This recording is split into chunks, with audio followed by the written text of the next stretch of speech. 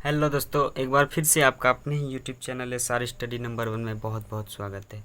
आज का वीडियो हमारा क्लास 9th का फिजिक्स चैप्टर नंबर 2 यानी कि मोशन से संबंधित। इससे पहले हमने एक मोशन चैप्टर का वीडियो अपलोड कर रखा है। अगर आपने उस वीडियो को नहीं देखे तो आसानी से समझिए। उस वीडियो में चाल से पहले पहले तक का वीडियो है और इस वीडियो के अंदर चाल के प्रकार से लेकर वेग संबंधित सभी तरह से न्यूमेरिकल, सब्जेक्टिव, ऑब्जेक्टिव और नोट्स को आसानी से प्रमोट किया जाएगा इस वीडियो में। तो दोस्तों, अगर आप पिछले वाले वीडियो नहीं देखे हैं तो उसको देख लीजिए और हाँ, अपने कॉपी पर आसानी से नोट्स बनाते चलिए। और वीडियो को शुरू करने से पहले हम आपको यही कहेंगे दोस्तों, अगर आप चैनल में पहली बार आए हैं तो चैनल को सब्सक्राइब कर दीजिए और अपने साथ ही दोस्तों में भी वीडियो को शेयर कर दीजिए। तो चलिए समझते हैं आज का वीडियो चाल से संबंधित और वेग से संबंधित।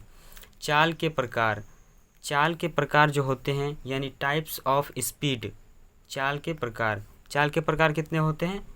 4 होते हैं। मतलब एक नंबर में आता है समान चाल यानी यूनिफॉर्म स्पीड, और दूसरा नंबर में है असमान चाल, नॉन यूनिफॉर्म स्पीड, और तीसरा में है तात्क्षणिक चाल यानी इंस्टेंटेनियस स्पीड, और चौथा में है औसत चाल यानी एवरेज स्पीड। तो दोस्तों चलिए समझते हैं आसानी से एक नंबर का डेफिनेशन क्या होता है। एक समान चाल का डेफिनेशन है यानी एक समान चाल का परिभाषा है, यदि कोई वस्तु समान समय अंतराल में समान दूरी तय करती है तो उस वस्तु के चाल को एक समान चाल कहते हैं। उस वस्तु के चाल को क्या कहते हैं? एक समान चाल कहते हैं। इसका एक नोट्स है जो कि नोट बहुत इम्पोर्टेंट होता है। एक समान चाल को अचर चाल यानी कि कांस्टेंट भी कहते हैं। क्या कहते हैं? कांस्टेंट भी कहते हैं। ठीक है दोस्तों, कांस्टेंट भी कहते हैं। चलिए अब समझते हैं आसानी से दूसरा नंबर का डेफिनेशन। असमान चाल क्या होता है? असमान चाल किसे कहते हैं? यदि कोई वस्तु एक समान अंतराल में असमान दूरी तय करती है, एक समान अंतराल में असमान दूरी तय करती है तो उस वस्तु के चाल को असमान चाल कहते हैं। उस वस्तु के चाल को क्या कहते हैं? असमान चाल कहते हैं। इसका भी एक नोट बनता है, उसको चलिए समझते हैं। असमान चाल को चर चाल भी कहते हैं। असमान चाल को क्या कहते हैं? चर चाल भी कहते हैं। और तीसरा नंबर का जो है ये बहुत इम्पोर्टेंट है, तात्क्षणिक चाल। इसका डेफिनेशन होगा किसी विशेष क्षण में वस्तु के चाल को तात्क्षणिक चाल कहते हैं। और चौथा नंबर में है औसत चाल। चौथा नंबर में क्या है? औसत चाल है। इसको चलिए समझते हैं आसानी से। किसी वस्तु द्वारा तय की गई कुल दूरी तथा कुल लगा समय के अनुपात को औसत चाल कहते हैं। अर्थात इसका फॉर्मूला बराबर मतलब है कुल तय की गई दूरी बटे कुल लगा समय। दोस्तों, हम आपको यही कहना चाहेंगे, YouTube पे आप बहुत ऐसा वीडियो देखे होंगे लेकिन इस तरह का वीडियो आप नहीं देखे होंगे। आपको SR स्टडी नंबर वाले से जुड़ना बहुत ज़रूरी है। अगर आप क्लास 9th और 10th के स्टूडेंट हो तो आपके लिए बहुत अनिवार्य है। ऐसा नोट्स आपको कोई नहीं देगा YouTube पे, ऐसा फ्रेश किया हुआ वीडियो आपको नहीं मिलेगा। आपको ऑफलाइन क्लास करने की कोई ज़रूरत नहीं है। अगर आप कर भी रहे हो ना तो आपको ये बहुत फ़ायदा देगा ये वीडियो। आप साइड से नोट्स बनाओ और अपने दोस्तों में इसके बारे में चर्चा करो, अपने दोस्तों को सवाल पूछो, देखो आपसे ज़्यादा आपका दोस्त जानता है या नहीं जानता है। तो चलिए अब आगे बढ़ते हैं दोस्तों। चलिए अब एक न्यूमेरिकल बनाते हैं ताकि आपको आसानी से समझ में आ जाएगा। इसको समझिए। एक वस्तु 16 मीटर की दूरी 4 सेकंड में तय करती है तथा पुनः मतलब दोबारा से 16 मीटर की दूरी 2 सेकंड में तय करती है तो वस्तु की औसत चाल क्या होगी? ये रहा दोस्तों एक क्वेश्चन। अब इसका सॉल्यूशन अब हम आपको समझा रहे हैं, तो चलिए आसानी से समझिए। ये NCERT का क्वेश्चन है दोस्तों, आप ही का किताब का क्वेश्चन है लेकिन आप नहीं बना पाते हो। आपका क्या मतलब गलती हो रहा है कि आप नहीं बना पाते हो? चलिए उसको समझते हैं। औसत चाल, सबसे पहले यहाँ निकालना क्या है? हमको औसत चाल निकालना है। तो औसत चाल बराबर फार्मूला अभी हम आपको बताए हैं कि ना, औसत चाल बराबर फार्मूला होता है कुल तय की गई दूरी बटे कुल लगा समय। कुल तय की गई दूरी बटे कुल लगा समय। तो औसत चाल लिख के आपको यहाँ पर कितना समय लगा है, मतलब कितना दूरी तय किया है वो 16 और इधर 16 दूना 32 बट्टे समय कितना लगा उसको, 4 इधर और 2 इधर, 4 2 6, कितना लगा, 6 सेकंड लगा। 16/6 यानी कि इसको काट कूट के हो जाएगा 16 दूना 32, 3 दूनी 6, तो इसका आंसर हो जाएगा 16/3, यानी पॉइंट में होगा, ये पॉइंट में होगा 5.33, इसका एक आंसर निकल गया। इस तरह से आप और भी क्वेश्चन ला करके सॉल्व करो। अगर आपको नहीं बनता है तो आप वीडियो में कमेंट करो कि सर आपने जो बताया ये विधि गलत है या इससे हमारा सॉल्यूशन नहीं निकलता है, तब हम आपको फिर कोई उपाय बताएंगे। अब देखते हैं दूसरा नंबर का सवाल। कोई व्यक्ति 20 मीटर पर सेकंड की चाल से चल रही है, 2 घंटा में वह कितनी दूरी तय करेगा। ये रहा सवाल दोस्तों। ये आपके लिए तो बहुत आसान सवाल है, लेकिन आप रिवाइज नहीं करते हो, आप ऐसी वीडियो से आपका मुलाकात नहीं होता है, जिससे आप इस तरह की डाउट में फंसे रहते हो। तो चलिए इसका सॉल्यूशन होगा 20 × 18/5, मतलब 20 मिनट पर सेकेंड लगा, 20 × 18/5, 18/5, और इसको मतलब इसको जो है कि किलोमीटर प्रति घंटा में बदलने के लिए ऐसा करना पड़ा, किलोमीटर प्रति घंटा में बदलने के लिए, तो इसको बदल दिए। तो अब हम फाइनली कह सकते हैं कि 1 घंटा में तय की गई दूरी 72 किलोमीटर, 1 घंटा में तय की गई दूरी कितना हुआ, 72 किलोमीटर हुआ। और हमको कितना घंटा में की दूरी तय करना है, 2 घंटा में वह कितनी दूरी तय किया, तो हमको 2 घंटा का निकालना है। तो चलिए 2 घंटा का समझते हैं। 2 घंटा में तय की गई दूरी बराबर होगा 72 × 2, यानी कि 144। दोस्तों ये देखिए आंसर आपके सामने बहुत ही आसानी से निकल पड़ा। और इस तरह से न्यूमेरिकल आप नहीं बनाए थे कभी, आप न्यूमेरिकल को बनाओ, आप न्यूमेरिकल से कुछ सीखो, आसानी से समझो। अब समझते हैं वेग यानी वेलोसिटी। इसके बारे में भी आपको पूरा मतलब बेसिकली नॉलेज मिलेगा। इसके बारे में आपको फाइनली आसानी से समझाया जाएगा और आसानी से आप नोट्स बनाइए, इसका कोई भी दिक्कत नहीं होगा आपको। वेग यानी वेलोसिटी जो होता है ये क्या होता है, इसका डेफिनेशन क्या होता है, इसको समझते हैं। एक निश्चित दिशा में चाल की वेग कहते हैं, चाल को क्या कहते हैं, वेग कहते हैं। या तो फिर इसका दूसरा डेफिनेशन है, इकाई समय में तय की गई विस्थापन को वेग कहते हैं। क्या कहते हैं, वेग कहते हैं। वेग बराबर फार्मूला होता है विस्थापन बट्टे समय, यानी v को वेग के जगह v लिख सकते हैं और विस्थापन के जगह s, समय के जगह t। इसका एक नोट बनता है दोस्तों, नोट जो बनता है ये भी हम आपको बताते हैं। वेग का SI मात्रक क्या होता है, मीटर पर सेकेंड होता है। मीटर पर सेकेंड को हम ऐसे भी लिखते हैं, कैसे लिखते हैं, ms ऊपर पे -1 मीटर पर सेकेंड। और दूसरा नोट जो होता है ये होता है, दूसरा नोट ये है आपके सामने। नोट मतलब ऑब्जेक्टिव होता है, 1 नंबर में हर बार पूछता है। इस तरह की वीडियो आपको प्रमोट किया जा रहा है। ऐसी वीडियो आप यूट्यूब पे छापिए, खोजिए, ढूंढिए, आपको नहीं मिलेगा। वेग सदिश राशि है क्योंकि इसमें दिशा और परिमाण दोनों होते हैं। वेग क्या है, सदिश राशि, इसमें दिशा और परिमाण दोनों होते हैं। दोस्तों हम आपको तो कई बार बोले हैं कि आप YouTube पे देखिए, इस तरह का वीडियो अगर आपको मिलेगा तब फिर आप बोलिएगा कि सर आपका वीडियो हमको बहुत फ़ायदा देता है, आपका वीडियो से हमको बहुत चीज़ सीखने को मिलता है। इस तरह का आपको ऑफलाइन क्लास में भी नहीं पढ़ाया जाता होगा, इस तरह की चीज़ें नहीं लिखाई जाती होगी। तो चलिए आगे समझते हैं। किसी गतिशील वस्तु का वेग 0 हो सकता है, किसी गतिशील वस्तु का वेग 0 क्या करता है, हो सकता है। यदि कोई वस्तु विरामावस्था से चलना शुरू करती है तो उसका प्रारंभिक यानी u वेग 0 होगा। u वेग क्या होगा, 0 होगा। क्या होगा दोस्तों, 0 होगा। इसको आसानी से समझिए।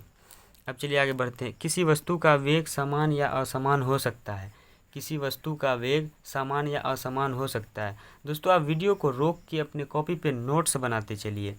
अगर आगे समझते हैं, वेग में परिवर्तन वस्तु की चाल, गति की दिशा या दोनों के परिवर्तन से ही हो सकता है, दोनों के परिवर्तन से हो सकता है। इस तरह से आपको ऑब्जेक्टिव समझाया जा रहा है, इस तरह से आपको न्यूमेरिकल समझाया जा रहा है, इस तरह से आपको सब्जेक्टिव का सॉल्यूशन दे रहा है। तो दोस्तों आप फिर किससे जुड़ोगे, ऐसे SR स्टडी नंबर वाले से नहीं जुड़ोगे तो फिर आपका तैयारी अच्छे से हो पाएगा या नहीं हो पाएगा, आप खुद अंदाज़ा लगा सकते हो दोस्तों। चलिए अब आगे समझते हैं। जब एक वस्तु सीधी रेखा में बदलती हुई चाल के साथ गति कर रही है तो उसके गति के दर को परिणाम की औसत वेग द्वारा व्यक्त किया जा सकता है। दोस्तों ये सब चीज़ आपके लिए ही है, आप इसको समझ पाओ या नहीं पाओ, आप नोट्स बनाओ, आपको उसको पढ़ो, आसानी से समझो। ऐसी बातें कोई नहीं बताती होगी दोस्तों आपको। औसत वेग यानी एवरेज वेलोसिटी, यदि वस्तु का वेग समान रूप से परिवर्तित हो रहा है तब दिए गए प्रारंभिक वेग और अंतिम वेग के अंक गणितीय माध्यम को औसत वेग कहते हैं। गणितीय माध्यम को औसत वेग कहते हैं। दोस्तों आप किसी भी चीज़ का डिफिनेशन के लिए आप यूट्यूब पे सर्च मारो, आपको बहुत सारी दिक्कत आएगी, बहुत सारे अल्टर सल्टर चीज़ आपको दिया जाएगा, लेकिन आपका इस तरह से क्लियर वीडियो नहीं मिलेगा यूट्यूब पे दोस्तों। अब समझते हैं औसत वेग, प्रारंभिक वेग प्लस अंतिम वेग। औसत वेग बराबर क्या होता है? प्रारंभिक वेग प्लस अंतिम वेग, यानी औसत वेग को VAV द्वारा डिनोट किया गया है और प्रारंभिक वेग को U से, और जो है कि प्लस का प्लस रह जाएगा, अंतिम वेग को V से बटे 2। अब समझते हैं आगे औसत वेग तथा औसत चाल में संबंध।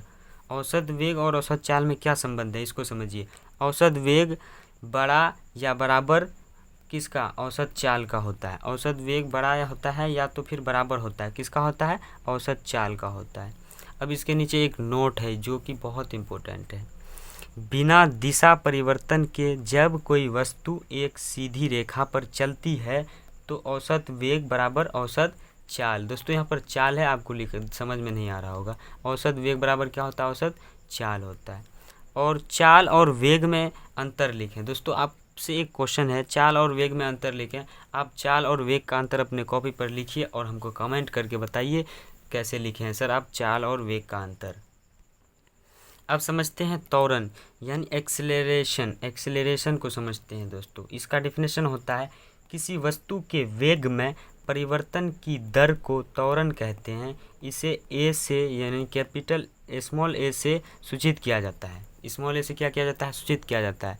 त्वरण बराबर फार्मूला होता है वेग में परिवर्तन बटे समय। त्वरण बराबर क्या फार्मूला होता है? वेग में परिवर्तन बटे समय होता है। चलिए अब एक नोट है जिसको हम आप समझा रहे हैं, आप समझ रहे हैं, समझा रहे हैं, अपने डाउट को क्लियर कर रहे हैं वीडियो में। एकदम मज़ेदार वीडियो है आपके लिए, पूरा मज़े से आपको समझ में आ रहा होगा। त्वरण का ऐसा ही मात्रक जो होता है वो क्या होता है? मीटर पर सेकेंड या मीटर पर सेकेंड। दोस्तों ऐसी वीडियो आप गूगल पे सर्च करो, यूट्यूब पे सर्च करो, लेकिन इस तरह से डाउट क्लियर वीडियो आपको नहीं मिलेगा। चलिए आगे बढ़ते हैं। त्वरण एक सदिश राशि है क्योंकि इसमें परिमाण तथा दिशा दोनों होता है। त्वरण क्या है? एक सदिश राशि है, इसमें परिमाण तथा दिशा दोनों होते हैं। अब चलिए अगला नोट देखते हैं क्या कहता है। जिस दिशा में वेग बदलती है वही दिशा त्वरण की दिशा कहलाती है। जिस दिशा में वेग बदलती है वही दिशा त्वरण की दिशा कहलाती है। त्वरण की दिशा इधर जा रही है, त्वरण की दिशा इधर से आ रही है, मतलब त्वरण इधर जा रहा है, इधर मूव कर रहा है, और त्वरण की दिशा जो क्या है? इधर है। जब वेग बढ़ रहा है तो त्वरण की दिशा इधर से इधर जा रहा है, मतलब इधर जा रहा है, इधर जा रहा है। जब वेग बढ़ रहा है तो इधर जा रहा है, जब वेग घट रहा है तो इधर से इधर आ रहा है, मतलब उल्टा आ रहा है, एक दूसरे का ऑपोजिट हो रहा है। चलिए अब आगे समझते हैं क्या कहता है नोट में। जब किसी वस्तु का वेग समय के साथ बढ़ता है तो इस स्थिति में त्वरण की दिशा वेग की दिशा में होती है। त्वरण की दिशा कैसी होती है? वेग की दिशा में ही होती है। यदि वेग प्लस या माइनस हो तो त्वरण प्लस या माइनस होंगे। जब दोनों दिशा सेम हो तो इस तरह की सिचुएशन आएगी। जब दोनों दिशा सेम रहेगी तो इस तरह की सिचुएशन आएगी।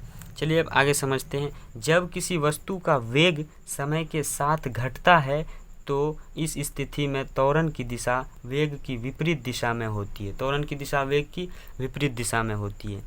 यदि वेग बराबर प्लस माइनस त्वरण बराबर माइनस और माइनस प्लस, जब दोनों दिशा एक दूसरे के विपरीत होता है तो इस तरह की सिचुएशनें उत्पन्न होती है। दोस्तों ये सब वीडियो आपके लिए बहुत इम्पोर्टेंट है, ये सब चीज़ें आपको जानना बहुत ज़रूरी है। अब आगे समझते हैं दोस्तों। पेशेंस रखिए और आपको आसानी से समझ में आएगा। आप आसानी से नोट्स बनाइए। किसी वस्तु की एक समान सरल रैखिक गति के दौरान समय के साथ वेग यानी कांस्टेंट यानी कि क्या स्थिर रहता है, तो इस अवस्था में वस्तु का त्वरण शून्य होगा। क्या होगा? शून्य होगा। दोस्तों ये समझिए, इसको पढ़िए। त्वरित गति यानी एक्सेलरेटेड मोशन, वैसा गति, इसका जो डिफिनेशन होता है त्वरित गति का, वो एक ही डिफिनेशन होता है और ये बहुत आसान होता है, बहुत छोटा डिफिनेशन है। वैसा गति जिसमें त्वरण उत्पन्न होता है उसे त्वरित गति कहते हैं। उसे क्या कहते हैं? त्वरित गति कहते हैं। जिसमें त्वरण उत्पन्न होगा उसको त्वरित गति कहेंगे। आसान भाषा में इसको समझिए, अपना बोलचाल की भाषा में समझिए। जैसे कि आसमान वेग से एक सीधी सड़क पर चल रही गाड़ी की गति त्वरित गति कहलाती है। मतलब असमान वेग से एक सीधी सड़क पर चल रही गाड़ी की गति त्वरित गति कहलाती है। जैसे कि स्वतंत्र रूप से गिर रही वस्तु की गति। तो दोस्तों ये वीडियो बहुत लंबा हो गया, इसको यहीं पे स्टॉप करते हैं। और आपको हम यही चीज़ कहना चाहेंगे, आपका वीडियो बहुत अच्छा लगा तो आप वीडियो को लाइक कर दीजिए और चैनल को सब्सक्राइब कर दीजिए। साथ ही साथ अपने दोस्तों में वीडियो को शेयर कर दीजिए। इस तरह की वीडियो देखने के लिए अपने दोस्तों को भी इम्प्रूवमेंट करवाइए, दोस्तों को भी तैयार करवाइए और आसानी से आराम से घर बैठे रूम पे बैठ के आसानी से आप स्टडी कीजिए, आसानी से नोट्स बनाइए। अगर आपको समझ में नहीं आता है तो वीडियो में कमेंट कीजिए, हम आपके लिए सॉल्यूशन ज़रूर डालेंगे वीडियो बना के।